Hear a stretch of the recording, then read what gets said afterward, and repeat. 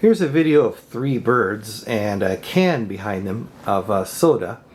And you can see it's kind of grainy right now because there's not a lot of light in here, and I've got it stepped down to f11, which means the aperture is very small right now, like a little pinhole, you know.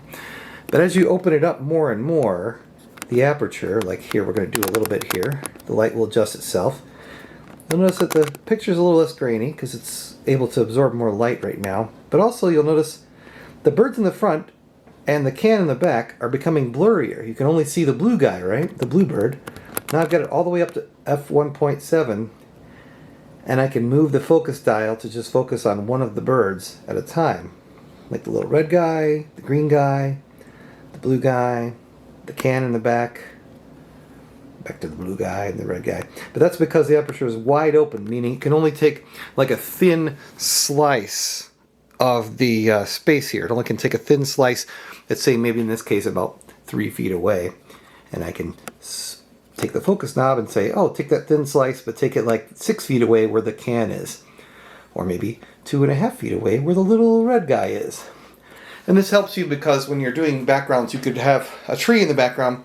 Maybe the tree doesn't look so great, so you could blur it out completely and have it be a smudge of color, or blur it out some so you can still see a little bit of the shape of the tree but not the details, because maybe it's got a weird problem with the tree, or some kind of a fence behind you and it's got a sign on it and the sign doesn't look so nice, but you want the fence, so maybe you want to blur it just enough so you can see like the little can in the background. You can see the can is there but you can't see many details of it, or you may want to go all out to where you can barely tell that's even a can. But that's how you can do it, but with fences and anything like that, like a fence or a tree or a bunch of kids playing in the background. If you're in a parking lot with a lot of cars in the background, you can use this to try to minimize the effect of the cars. You can tell they're there, but you can't really see them, so it doesn't look all cluttered. Anyway, that's sort of the advantage. Right now we're at wide open at f1.7, and then this is what you can get out of I think 2.0.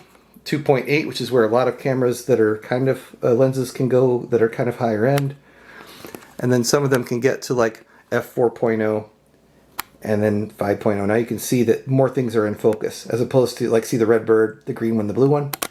Now with f1.7 it's only the red ones in focus. That's about it.